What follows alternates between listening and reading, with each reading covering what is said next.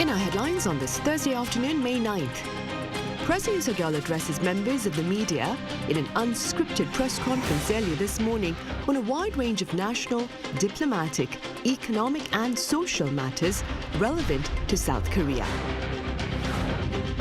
And on the local economic front, findings by Seoul Central Bank show Korea's current account logging a surplus of over $6.9 billion in March to keep the account in positive territory for the 11th month in a row. Meanwhile, beyond borders, there are signs of a widening rift between the U.S. and Israel over the fate of Rafah, as the Biden administration pledges American weapons will not be used against the southern Gaza city. We start with details of the press conference held by President Yoon at the Yongsan presidential office earlier on this Thursday morning that ended a little before noon. For more on this, I have our senior correspondent Oh Soo-young standing by live. Soo-young, welcome. Hi, Sunny.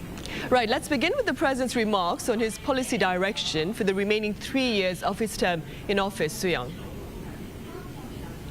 Right, Sunny. So indeed, during the press conference and his message beforehand, Yoon first reflected on the past 2 years of his administration before looking forward. And given the recent defeat of his ruling People Power Party at the parliamentary election in April, he said he spent a long time ruminating on what he saw as two major failure points of his administration, first being the economy. He said that despite his best efforts to really improve the foundations of the Korean economy, the changes had not been tangible in the everyday lives of Korean citizens.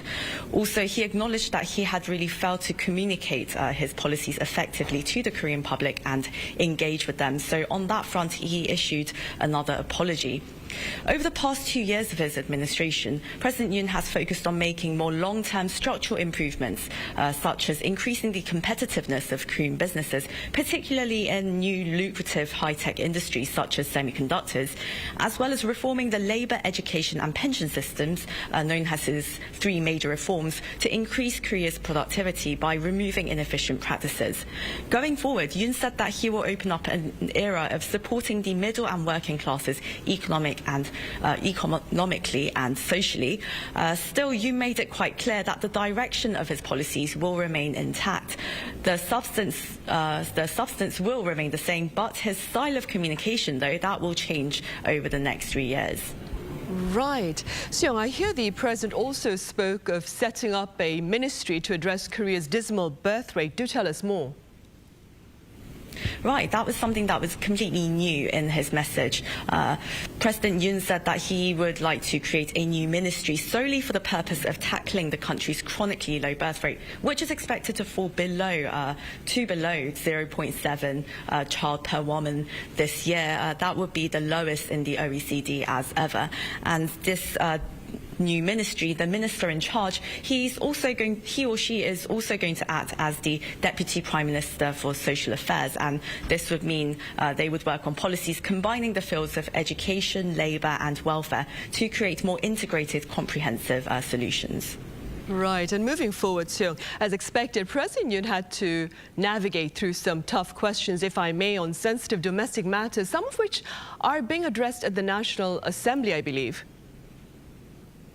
That's right. President Yoon was indeed asked very direct questions about the very sensitive bills being debated at the National Assembly right now, including, the opposition's push to put through bills that would open up separate investigations, firstly on the death of a Marine last year, and also allegations, speculations surrounding his wife, the First Lady Kim Gon-hee, and her alleged involvement in stock manipulation, as well as her accepting a luxury handbag from a pastor in 2022. First, speaking about the probe on his wife, he apologized for her imprudent behavior. But then on the bill, he said it was purely he indicated that it was purely a political move by the opposition party, given the fact that an investigation into the alleged stock manipulation case was already concluded without finding her guilty under the previous opposition-led government. He also spoke on the Marine Marine pro case, saying that the current investigation by an independent counsel must be concluded first, and if the results are found to be inadequate, then he himself would call for a special probe. And Seong, one final question before you leave us. What was shared about future defense initiatives, especially involving American troops stationed here in South Korea?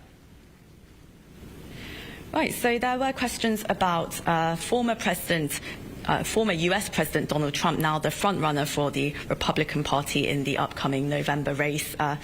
His recent remarks insinuating that the U.S. may withdraw its troops from South Korea if Korea doesn't pay up, basically, something that his government, when in power previously, had also been pushing for. And well, President Yoon, though, he said that he would not speculate on the future of the US electoral race. He did say that he is confident that the bilateral alliance between South Korea and the US will remain intact, and that this would, based on this, various negotiations or issues, they could be resolved amicably. He said that there is strong support for the bilateral alliance from the US Senate, House, and both the Democratic and Republican parties. And having emphasized the central role of Seoul's trilateral cooperation with Washington and Tokyo, Yoon also indicated that he will continue strengthening relations with Japan while acknowledging their historical differences. He said they need to cooperate in more elaborate ways to respond to North Korea's nuclear weapons, as well as for economic cooperation and for the interests of the global community. I see.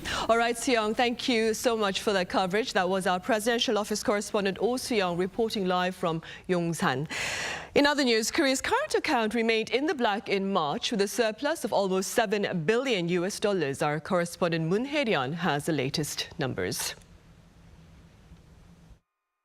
South Korea's trade balance logged a surplus once again as chip exports showed a robust recovery and energy prices fell.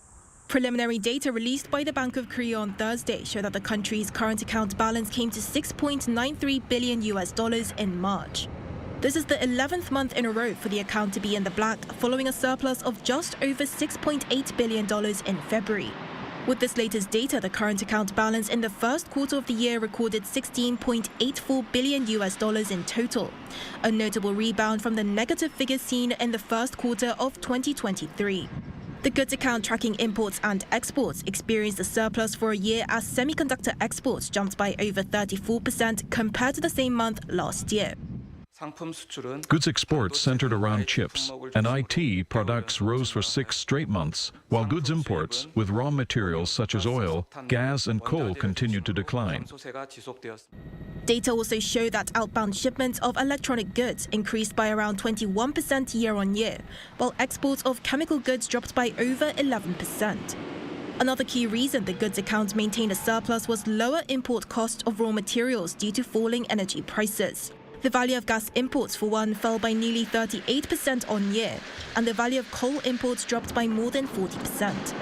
This led to an overall decline of imports by 13.1% compared to March last year.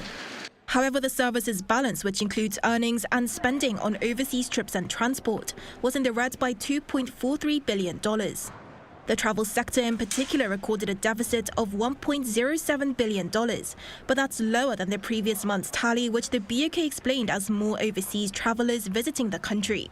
Meanwhile, the primary account balance responsible for monitoring foreign workers' wages and overseas dividend payments reported a surplus of $1.83 billion. Moon Hae-ryun, Arirang News.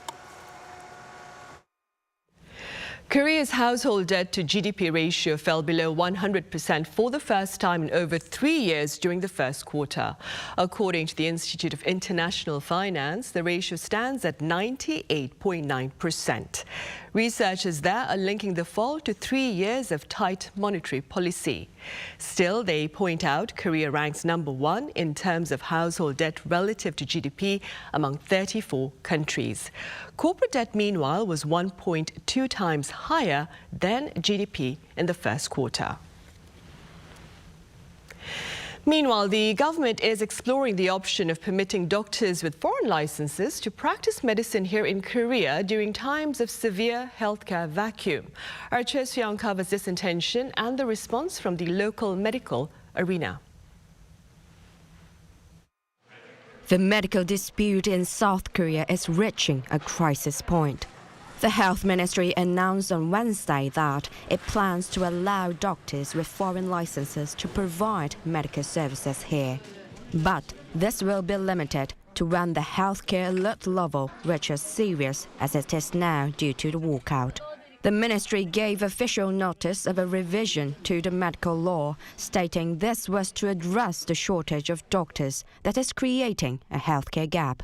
The ministry will accept opinions on the revision up until May 20th, while an exact implementation date has yet to be determined. However, the Korean Medical Association, the country's largest doctors group, criticized the decision right after the official notice, alleging it would bring about a huge decline in the quality of medical services. Meanwhile, the academic board at Busan National University, 320 kilometers south of Seoul in Busan, and Jeju National University decided not to revise their internal regulations on increasing their medical school quota. The board said that, as there was no social consensus regarding the increase, they would keep the number of new students at the current levels. The Education Ministry expressed regret over this, as the majority of university medical schools had already completed changes to their regulations. While other universities have either completed or are smoothly progressing with a revision of their regulations, the ministry regrets the situation at Busan National University. The Education Ministry urges the university to complete the regulatory revision process, following its demand for an increase in medical school enrollment. The ministry warned that if the university fails to revise its regulations, it could face a suspension from medical school admissions in 2025.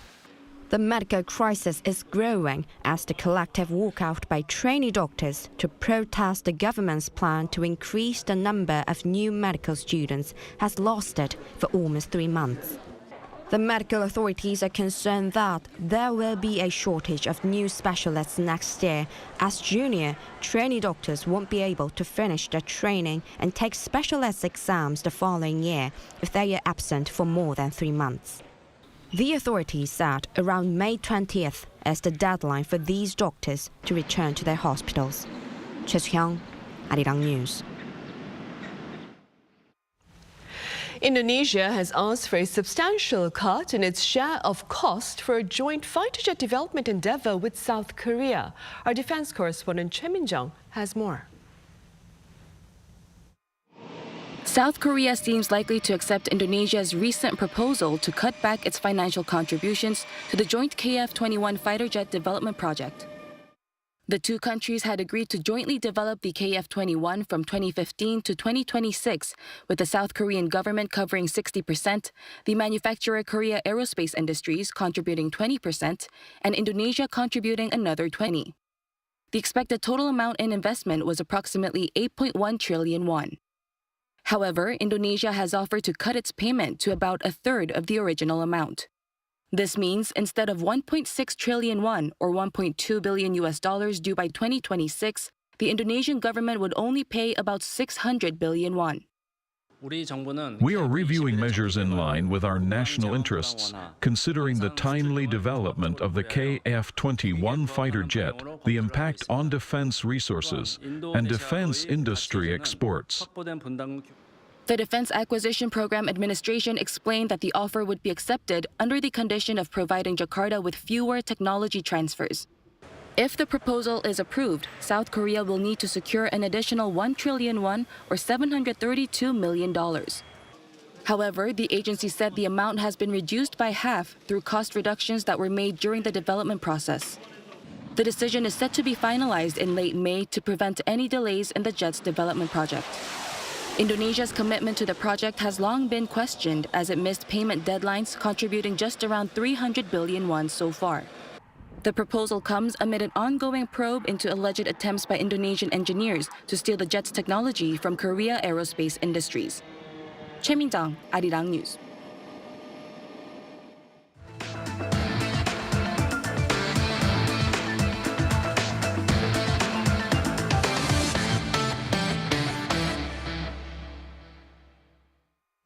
The Biden administration appears to be using its leverage over weapons shipments to Israel to try to influence the course of the war in Gaza. Our Shin Se-byuk explains. U.S. President Joe Biden said the U.S. would not supply weapons to Israel, which it could use to attack Rafah. In an interview on Wednesday, Biden said that while Washington is still committed to Israel's defense, his administration was not going to supply weapons and artillery shells that would be used in Rafah. The move is a clear statement against Israel's recent ground operation in the southernmost city in the Gaza Strip. U.S. Defense Secretary Lloyd Austin, speaking before the Senate Appropriations Committee the same day, confirmed the temporary halt of the weapons shipments. As we have assessed the situation, we've paused one shipment of high payload munitions. He stressed that Israel should not launch major attacks in Rafah without ensuring the protection and safety of civilians in the conflict zone. Secretary Austin also noted that a final decision on whether to proceed with the shipments has not yet been made. The weapons were reported to include 1,800 2,000-pound bombs and 1,700 500-pound bombs. This confirmation by a senior U.S. government official follows several reports of the temporary suspension amid disagreements over Israel's actions in Rafah and marks its first public acknowledgement of the decision. State Department spokesman Matthew Miller, in a briefing on Wednesday, also acknowledged the suspension in response to Washington's concerns of a major operation in Rafah by the Israeli military. And we also have concerns about the impact of any potential operation on the delivery of humanitarian assistance. So we have paused one shipment of near-term assistance, and we are reviewing others. The Biden administration's decision has reportedly prompted Israel to warn that it could endanger talks on hostage deals. According to U.S. media outlet Axios on Wednesday, senior Israeli officials have expressed deep frustration and dissatisfaction with the White House decision to delay the weapons shipments. Reports also suggest that Israel is outraged not only by the halt of the shipments, but also by the leak of disinformation to the press. Israel has also cautioned the U.S. that this decision might jeopardize efforts to negotiate a ceasefire and secure the release of the hostages. Shin Se-byuk, Arirang News. Elsewhere, Russia pounded Ukraine's power grid in a major bombing raid this week, while the EU agrees to use profits from frozen Russian assets for Kyiv's fight against the Kremlin. Our Lee Seung-jae reports.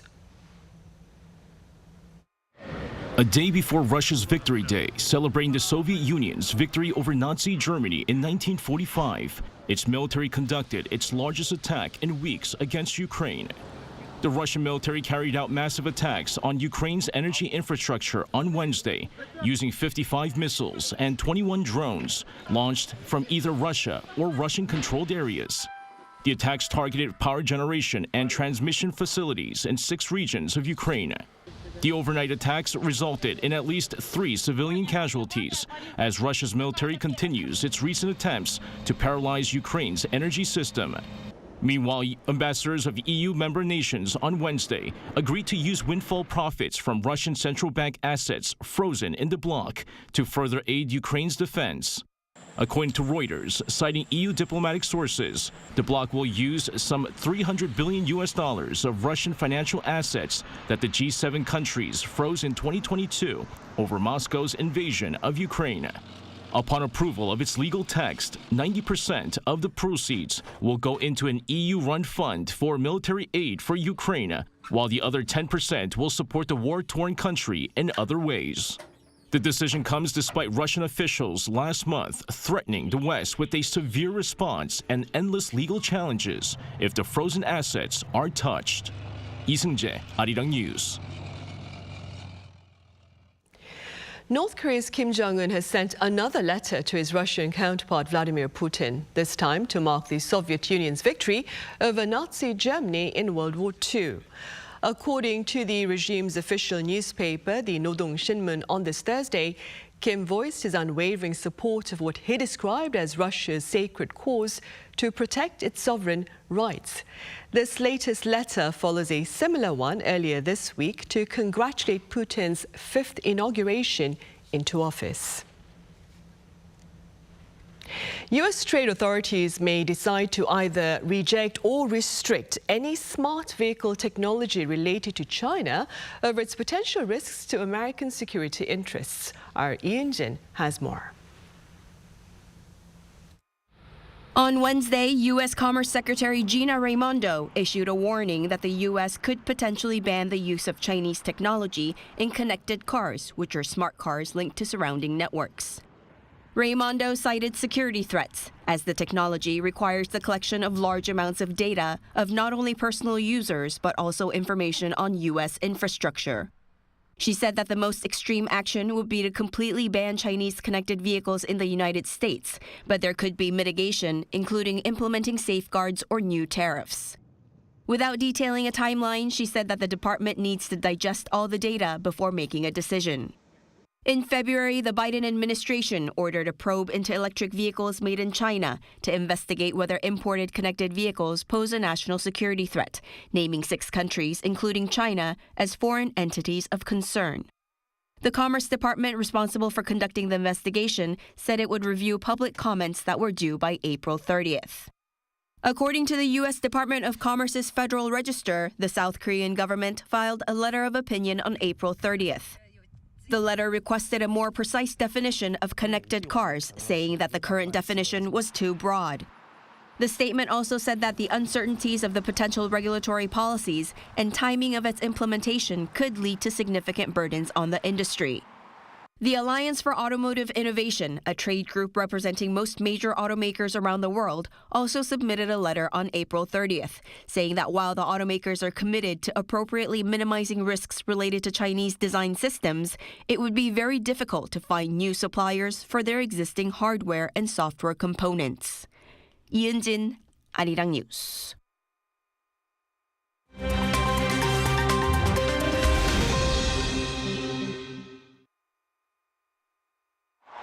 Let's take a look at the latest news in the world now. In France, the Olympic flame arrived on French soil on Wednesday, 79 days before the Paris 2024 Olympic Games opening ceremony. The Olympic flame safely reached the French port city of Marseille after a 12-day journey from Greece on board the Bellum, a 128-year-old 3-masted ship.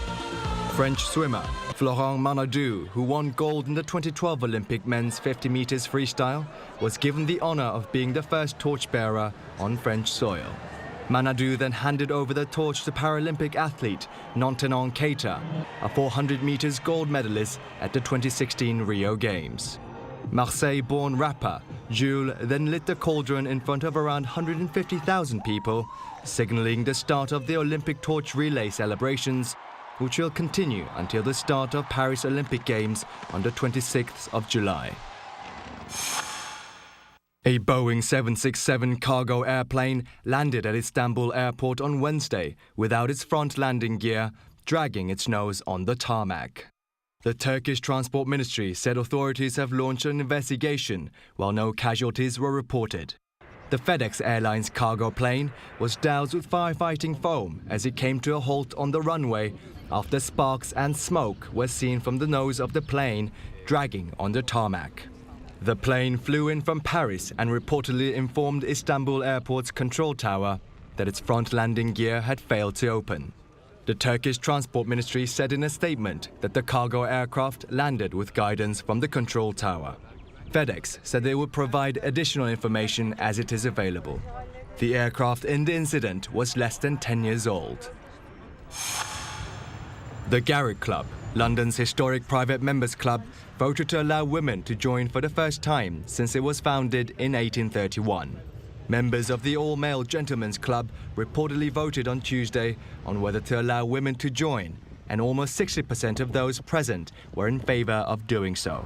The Garrick has caught the public's attention as its members are all prominent figures in society, including King Charles III, senior politicians, judges, journalists and actors.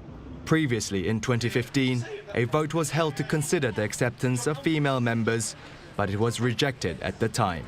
Women were only allowed to enter the club as guests and were denied full membership. Kim Si-young, Arirang News.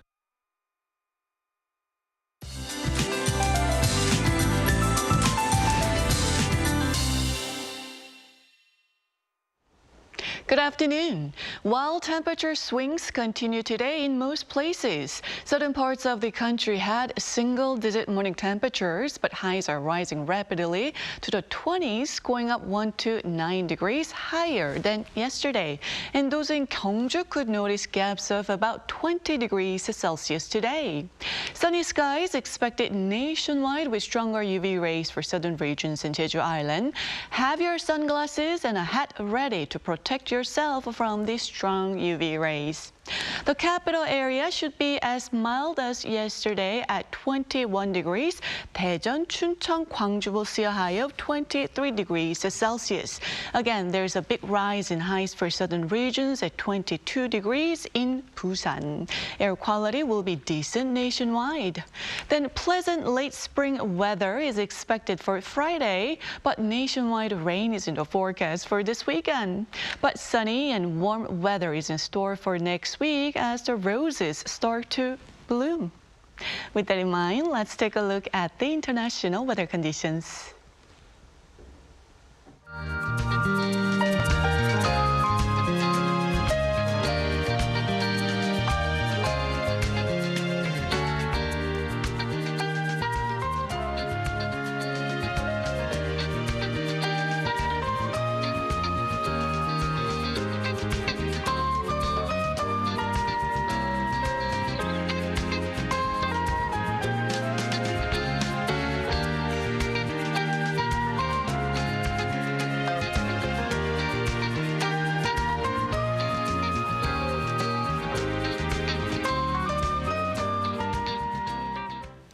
And those are the headlines at this hour here in Korea. Coming up next is our daily panel session, so do stay with us.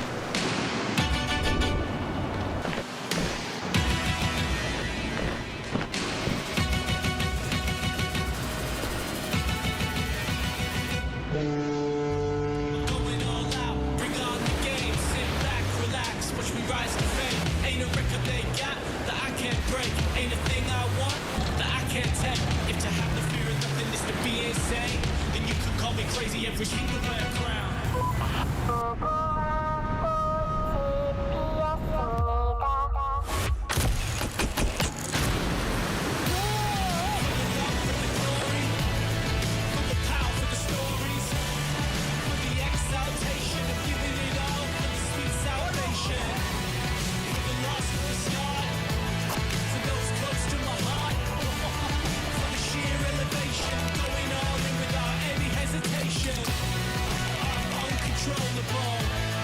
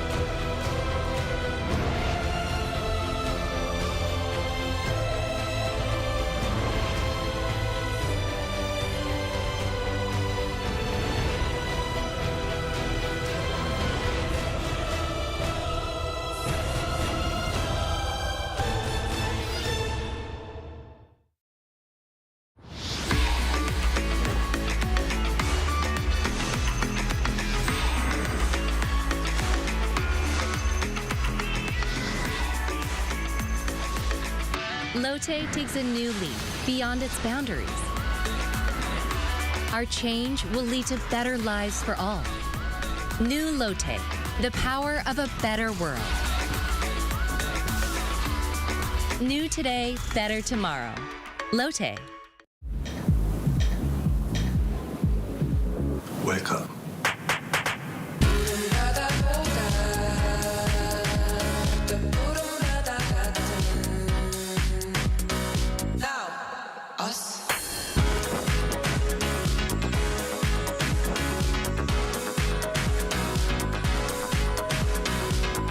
엄청난 에너지를 춤으로 뿜어내는 나라. 감당할 수 있겠니? 한국에 오면 먹어야죠.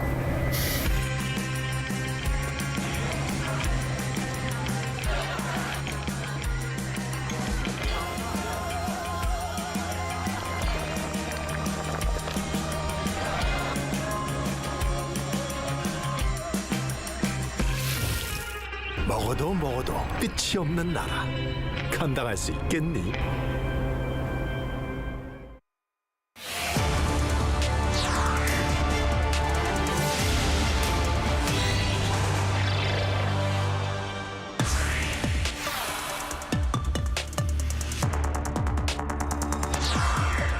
The Yoon administration marks its second anniversary in office this week.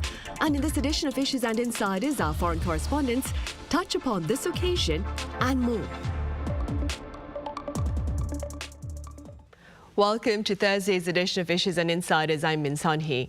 President Yoon held an unscripted press conference earlier this morning in light of the second anniversary of his inauguration, which took place on May 10th, 2022. For more on this, I have Sebastian Filetti here in the studio. Sebastian, as always, welcome. Thank you. I also have Thomas Maresca with us. Thomas, welcome back. Thanks, great to be here. Sebastian, let's begin then with your takeaway from the President's press conference earlier this morning. Well, the first thing to say is the press conference did happen. It was the first press conferences, is the one he did in 2022 for the 101st day in office. So it's kind of a turnaround for President Yoon, who after the election in April, which was a crushing defeat for his party, is trying to reset his presidency, is trying to rekindle ties with the Korean people, is trying to move to a new stage. So clearly this press conference itself wasn't even in the sense that he's trying to reach out to the people and the people of Korea, but also the National Assembly, because he needs the National Assembly to, if he wants to do something from the rest of his mandate. I mean, President, I think he's been trying to give an image of being a bit more balanced. The first Yoon Suk-yeol was very direct, very sometimes abrasive. This time he's trying to reach out more to the people, to try to find a common ground. That's the attempt in terms of style. Of course, the main takeaway is what he said about he's trying to protect himself from the political guerrilla we're going to see at the National Assembly. And the first front he's facing is, of course, about his wife, about the First Lady. There's a lot of accusation. The opposition is trying to push that button. So he made some apology about, he said, unwise conduct of the First Lady, which is the first time that he makes such a statement. But at the same time, he's been opposing any special counsel probe on a separate investigation on potential alleged stock price fixing. So clearly here the strategy is like to try to gain some support from the people, but at the same time try to draw a line with the opposition to make sure he has to be very defensive and protect his ground. So it's the beginning of the second part of his mandate, and it's going to be 3 years. It's going to be challenging, and probably today was the first act of this second stage. Right. It was a press conference, the first in some 21 months, I believe. Thomas, what were some of your takeaways? Right. Well, Sebastian definitely covered a lot of it. I think just the fact that holding this press conference was kind of a news and a noteworthy event in itself, and clearly demonstrates that he knows he has to try and make a new push towards communicating more with the public and with his political opponents. So a kind of a more perhaps chastened tone. Although I still feel like it's not his natural kind of bearing. I think it doesn't always I think it's not his natural position to be very political or very ingratiating. So I think it will be a challenge for him moving forward. Just some of the stuff maybe he touched on, I noticed, in the first part of his prepared remarks, he was kind of highlighting some of the accomplishments of his administration. Really was a heavy emphasis on, the diplomatic front and his, growing closer with the U.S. and Japan, strengthening those alliances and, the trilateral cooperation. So I think that's really the most, that he can point to as sort of the successes of this administration. So he kind of highlighted those at the top.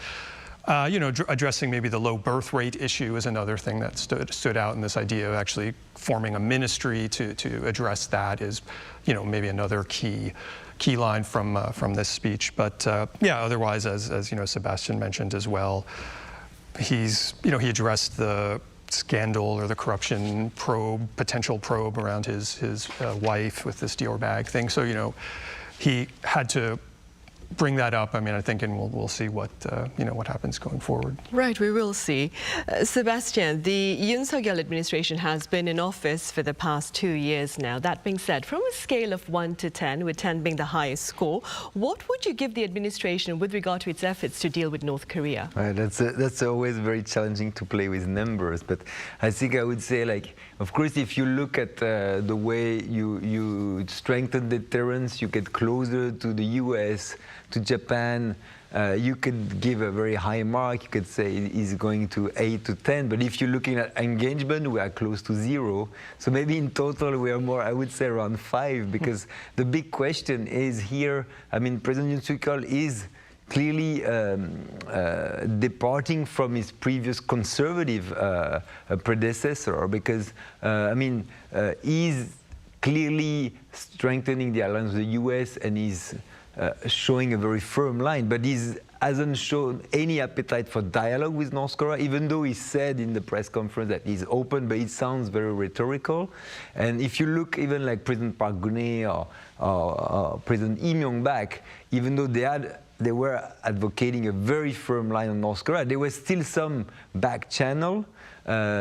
There was some, we know Park Geun-hye had been to Pyongyang. There was some way of communicating and using both carrot and sticks. The current administration is much more on the carrot side. And of course, there's also a different situation in North Korea with Kim Jong-un, who's also building up his military and turning his back on diplomacy. So it's a very tense environment. And for the moment, both sides are extremely firm. The question for the future is what happens if there is a crisis, if there is a miscalculation?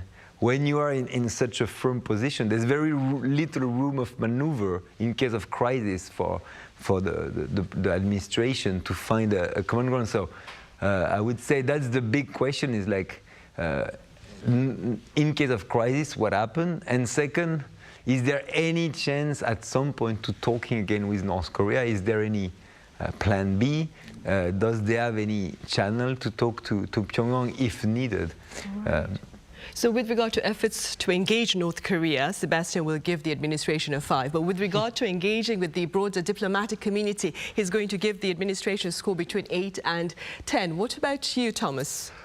Right. Well, looking at maybe focusing more on the outside of North Korea side of it, on this sort of, global pivotal state vision that Yoon laid out, I would say probably that's the most successful part of his administration so far. And, a number, maybe it's hard to say, something like a 7, but, just because there's also a lot that is still unresolved, it's still in the works. But I mean, just on a kind of a fundamental level, I think this administration has definitely kind of elevated the perception of South Korea as a global player, and has, certainly with the strengthening relations with the U.S., trying to mend fences somewhat with Japan and getting closer in that sort of trilateral way with those allies, and just in a more general sense, kind of proposing this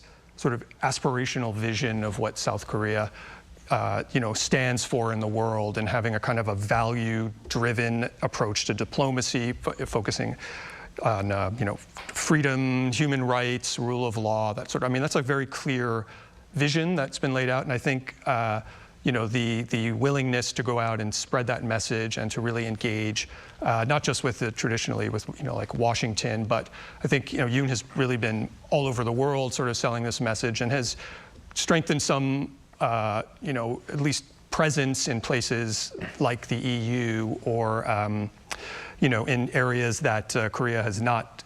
I mean, it's not completely out of the blue, but certain regions that are not so strictly ideologically tied to one side or the other, like in the Middle East, or the South Korea has engaged with the UAE and the Gulf states, and has a free trade agreement with them, or moving into some of the developing world areas. I mean, South Korea, this administration has raised the ODA contribution this year, the overseas development aid, by something like 43%, which is a big step forward for South Korea to sort of present itself as ready and willing to contribute to the global good in a way that is a bolder way than in the past. And there's a story that South Korea can definitely tell about being a country that came from receiving development to one that is giving development. I mean, there's a Korea-Africa summit coming up here, so I'm seeing you can see South Korea emerging in those places, and certainly I would say the profile has risen significantly. I mean, there's still some of it is just how much of it is showing up at summits and just sort of image, and how much of it is substantial. And I think critics might say, are you trying to overreach? How there are limits to how far South Korea can go. You might point to something like wanting to host the Busan Expo as a case of overreach. And I think South Korea still is hedging a bit, has to hedge a bit in terms of relationship to China. Even some of the Russia-Ukraine question is still up. So, overall, there's a lot that needs to be sort of played out, and obviously geopolitically what happens in the world will help determine some of that. But I would say, as far as a clear vision and a policy and actions that have pursued that, this has been, I would say, probably the most successful side of the administration. Right. And very frequently during his diplomatic missions overseas, Sebastian, President Yoon has referred to himself as the country's #1 salesperson. That being said, what do you believe are some of his notable economic gains over the past 2 years? Well, I mean, the things like, as in his address today, President Yoon is trying to show that he's trying to improve the livelihood of Koreans. He's been saying that he has been rolling out a pro-business agenda that he had advocated during his campaign, and he's been pushing for that and trying to roll back some of the decisions made by the previous administration. If we look coldly what happened, actually he couldn't achieve much because of the lack of majority at the National Assembly. So I mean, there is a lot of things he said, but like if you look at, for example, let's say the working hours plan, he had this ambitious plan last year to raise the working hours maximum in Korea to 69 hours, and this plan had to be rolled back because of opposition. So this is the big problem of this president. This is the first president in Korean young democracy that's not going to have any majority during his 5th term. So the big problem is how domestically you push your agenda if you cannot get those bills through. And of course, since the April election, this dilemma is becoming even more intense. So I would say that he's definitely pushing in a very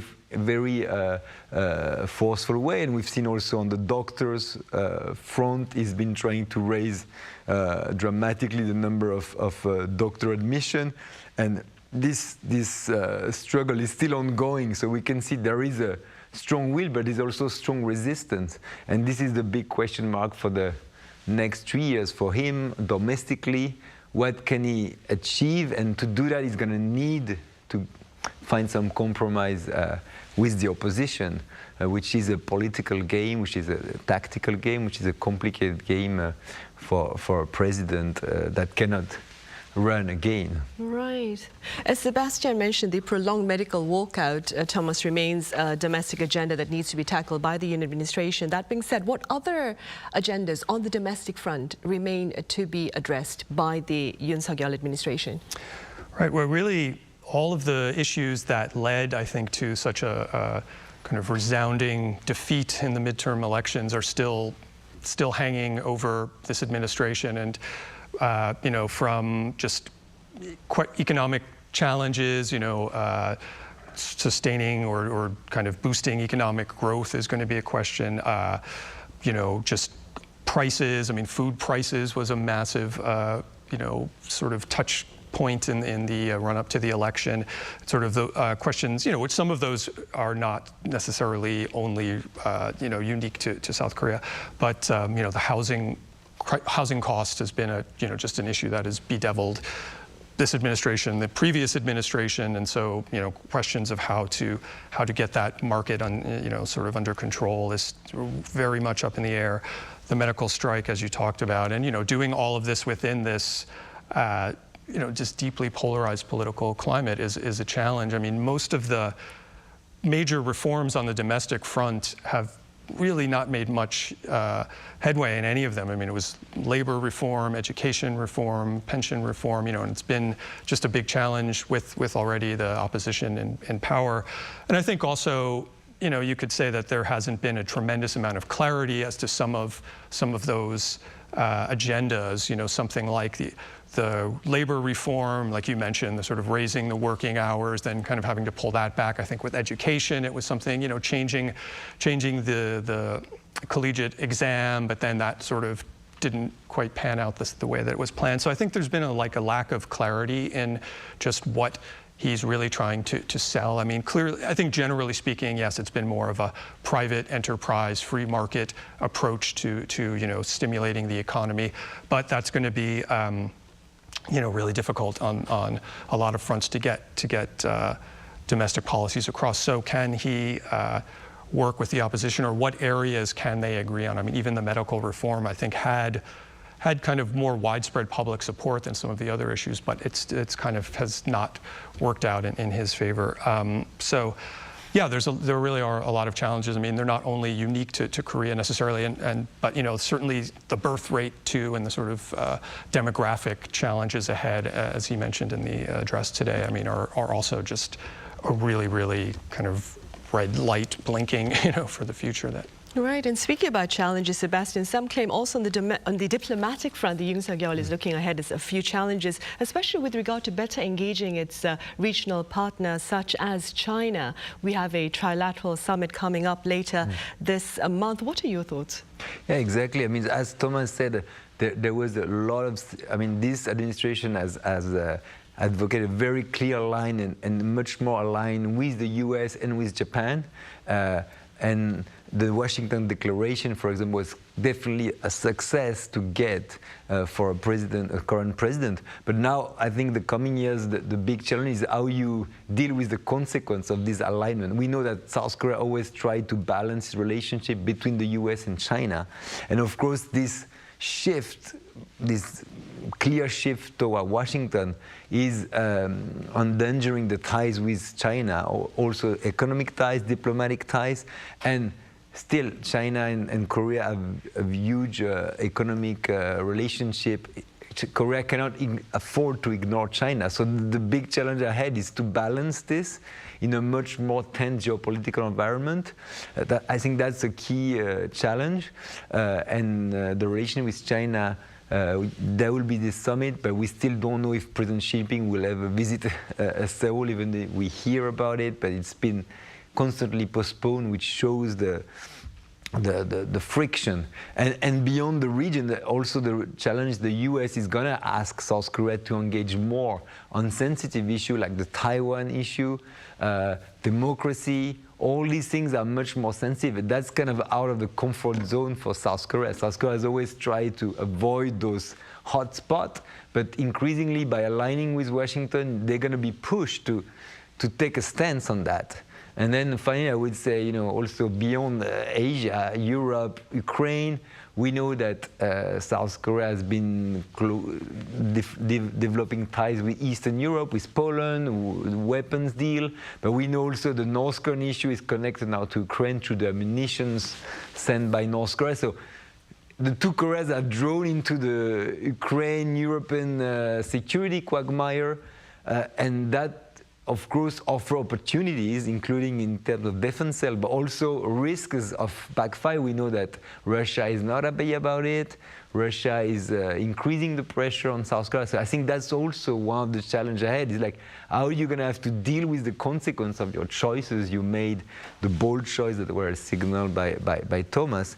Now, the next coming years, Korea is going to face some of the consequences, which are not always pleasant or easy to deal with.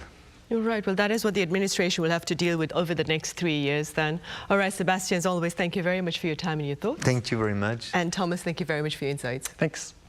Right. Well, that ends Thursday's edition of Issues and Insiders. Thank you for watching, and do join us again same time tomorrow. That is Friday.